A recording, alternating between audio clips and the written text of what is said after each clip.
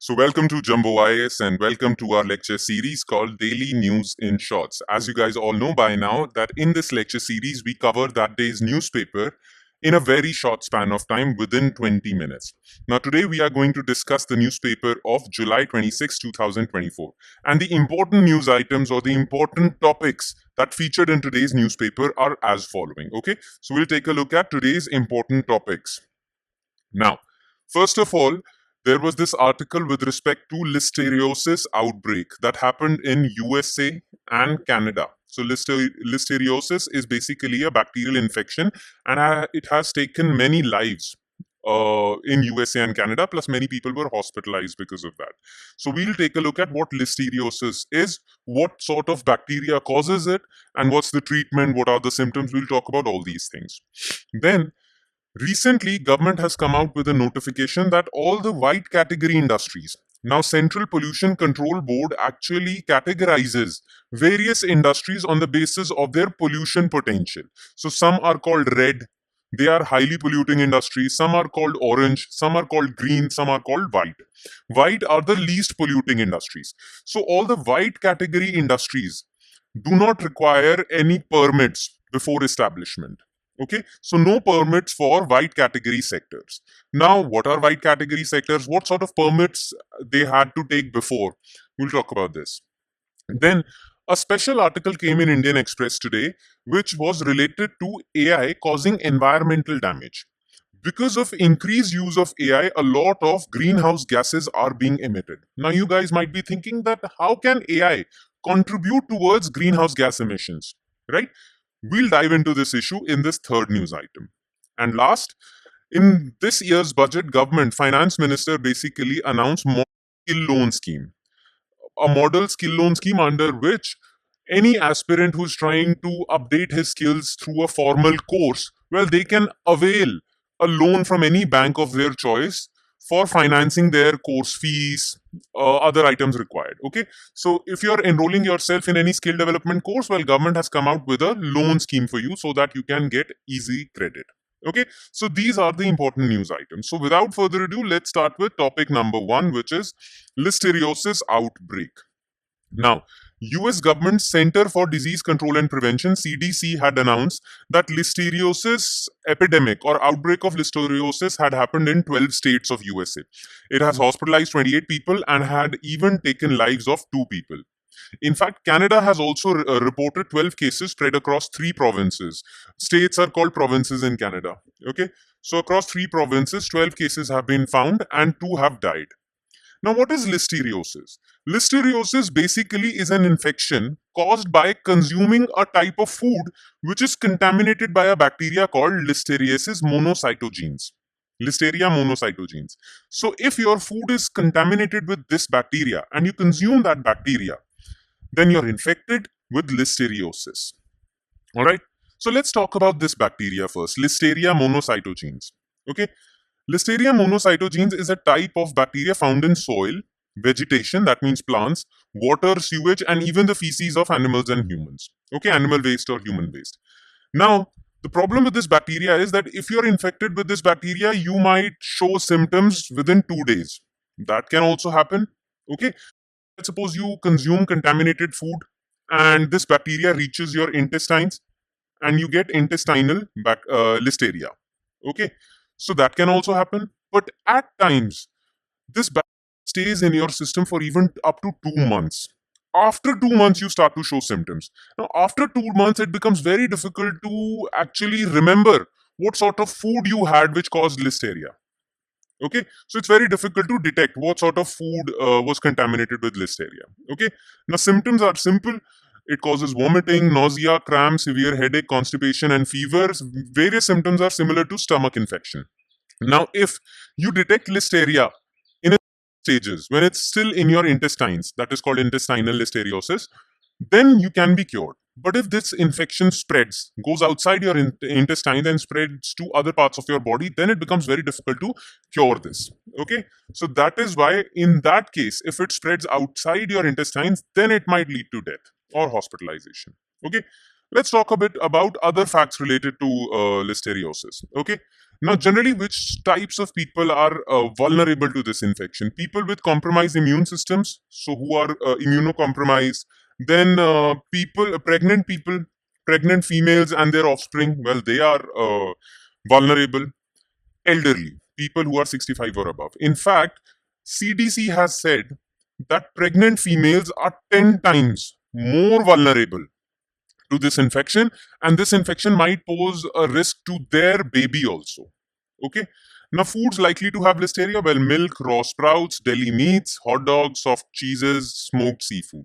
Treatment is similar to any other stomach infection. You're put on antibiotics. Okay, that's about it. Now let's move on to third news item, which is no permits for white category sectors. Okay, so what was in the news basically? Those industries which are practically non-polluting and categorized under white category by Central Pollution Control Board, CPCB. So basically CPCB has divided various industry into four categories: red, orange, green, and white. All right. So white category industries are the least polluting. Okay. And on what basis does CPCB categorize industries in these four categories? Well, it's very simple. CPCB comes out with a pollution index. Okay. So CPCB comes out with a pollution index, and the value of pollution index is between 0 to 100.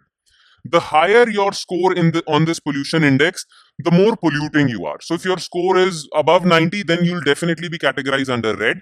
If your score is less than 20, you'll definitely be categorized under white. As you can see over here in this, okay, so red category industries are those industries which have a pollution index score above 60. Orange are those which is between 41 to 59. Green green industries are those industries which have a pollution index between 21 to 40.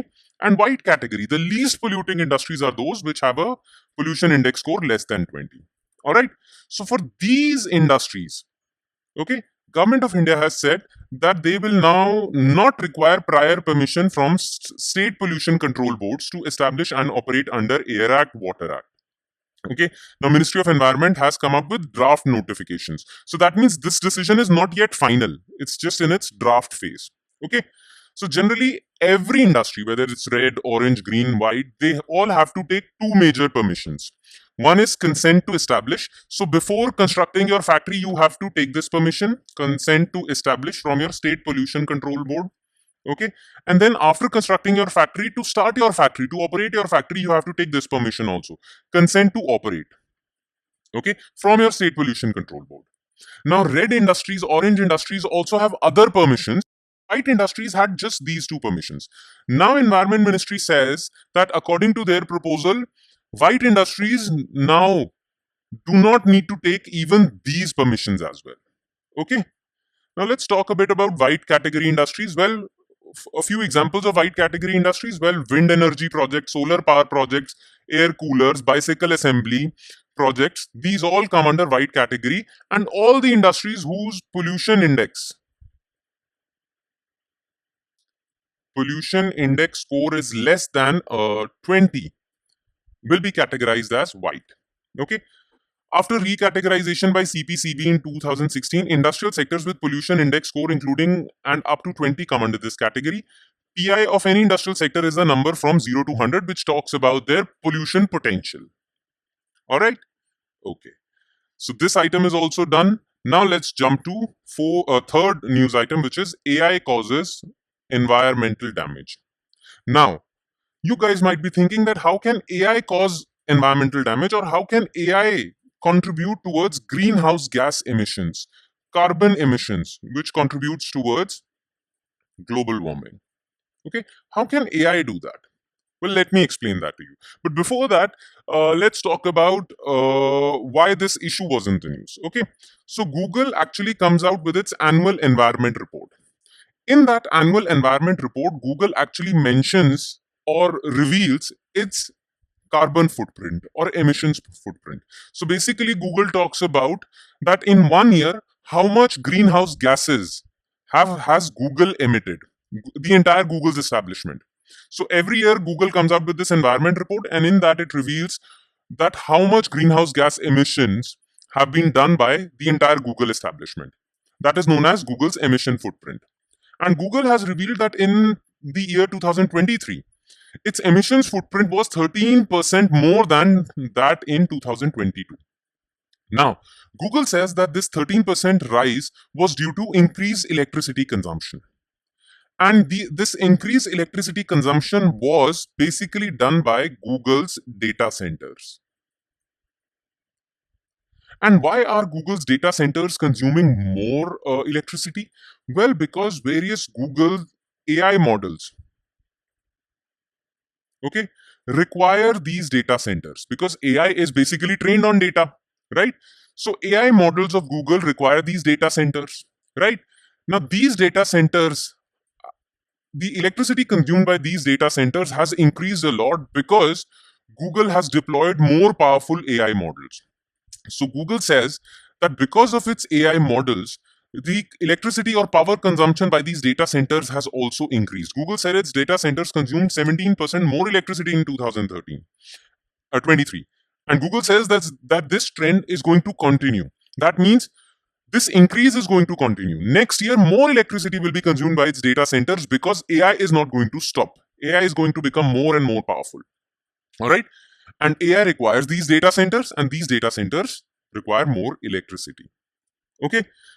Now, how does basically artificially intelligent models or AI machines consume electricity? What is this AI's power consumption thing? All right? Now, to put things into perspective, a simple query on ChatGPT, whenever you ask ChatGPT to write something, a simple query on ChatGPT consumes 10 to 33 times more electricity than a simple Google search. Okay, so asking questions to ChatGPT or any other AI model that AI model can be of Google also. Any query asked from any large language model, chat AI model, consumes 10 to 33 times more electricity than a simple Google search. So because of this, power consumption has increased because AI queries are not stopping. Okay, and because of this high power consumption, now most of power that is produced from thermal power plants, coal-based power plants, right? So if more electricity is being consumed, that means more electricity needs to be produced by these thermal power plants. And these thermal power plants, because they are producing more electricity, well, they are emitting more greenhouse gases. And hence, AI models are contributing towards greenhouse gas emissions. Most of this electricity is consumed by data centers for these AI models. Already it is said that data centers around the world consume around 1 to 1.3 global electricity demand. So all the global electricity, the entire power consumption of the world, okay, 1 to 1.3% is because of these data centers. In fact, they say that electric vehicles that have become more widespread these days consume just 0.5% of global electricity, but data centers consume this much. And International Energy Agency says that by 2026, this number is going to double only. So hence Google's point that our environment footprint or emissions footprint is going to increase in the future because AI queries or AI's integration into our daily lives is not going to stop. All right. Now, what is the alternative viewpoint? Now, many people are villainizing artificial intelligence. Many environmental activists are saying that AI is bad, stop AI because this is contributing towards global warming. Now, there are a few alternative viewpoints also. Some experts are saying that in fact AI will reduce carbon emissions. AI has the potential to reduce carbon emissions. And how? Now, there is this consultancy firm called Boston Consulting Group, BCG, and they say that application of AI to corporate and industrial practices, if you automate various corporate and industrial practices using AI, that could lead to 5 to 10% reduction in global emissions by 2030. In fact, use of AI would not only generate revenue to the tunes of 1.3 trillion or 2.6 trillion, it would also lead to 5 to 10% reduction in greenhouse gases. Why? Because various wasteful processes would be done away with using AI. Various factories would close down, okay, because of AI. Automatic robot factories would come out where no workers would be there, so no traveling from home to factories by workers because those factories do not have workers. So that would reduce greenhouse gas emissions. So all these things and many other examples. So BCG says AI would reduce carbon emissions. Okay, emission reduction can happen if AI is deployed to monitor and predict emissions in existing processes and optimize these to eliminate wastage and inefficiencies. All right, so this is a particular viewpoint. Okay, now let's jump to our last item, which is a model skill loan scheme. Now, what was in the news? Finance Minister, through her budget speech, recently announced a revamped or rejigged version of model skill loan scheme, which will now facilitate loans up to 7.5 lakh backed by a guarantee from the government. So, if you want to upgrade your skill, you can enroll yourself in a course, and to finance the fees of that course, you can avail a loan up to 7.5 lakh, and that loan will be guaranteed by the government. So banks would be ready to give you that loan, because government is saying that if a particular person fails to pay back that loan, then we will pay back that loan on behalf of that person. So banks would now be willing to give you this loan. Okay, now this would be backed by a guarantee, and government has created a separate fund for taking guarantee to these loans. This is known as Credit Guarantee Fund for Skill Development. Okay, the scheme aims to offer institutional credit to individuals pursuing skill development courses. Now, there is just one condition, that you will get this loan if you are going to enroll yourself in a particular course for skill development. Now, that particular course for skill development should align with National Skill Qualification Framework. It shouldn't be any random course. Only those courses which are aligned with National Skill Qualification Framework shall be eligible for this loan. All right. Now, various other things about this loan scheme. Well, this loan is only for courses aligned with NSQF. Quantum of loan earlier was up to 1.5 lakh. Now it has increased to 7.5 lakh. Now, government offers you various repayment periods. So, if you are taking a loan up to 50,000, then you can take maximum up to 3 years to pay back that loan. If the loan is between 50 to 1 lakh, then 5 years. And if it's more than 1 lakh, then 7 years. Interest rate will not be very high. It cannot be more than 1.5% above repo linked lending rate. Okay, there is no collateral required. Plus, government will take a guarantee up to 75% of your outstanding loan amount. All right, so this would encourage more loans being taken by people for skill development. This would lead to more skilled workforce in India, which would lead to, well, growth, productivity in our industries. All right, so it's all in all a beneficial scheme. And with that, we conclude today's session. Thank you so much for watching, everyone. And I'm sure it is adding value. It'll add more value if you're consistent and regular with this lecture series. And if you have any doubts, well, you can post your doubts in the comment section below. I'll be happy to entertain your doubts.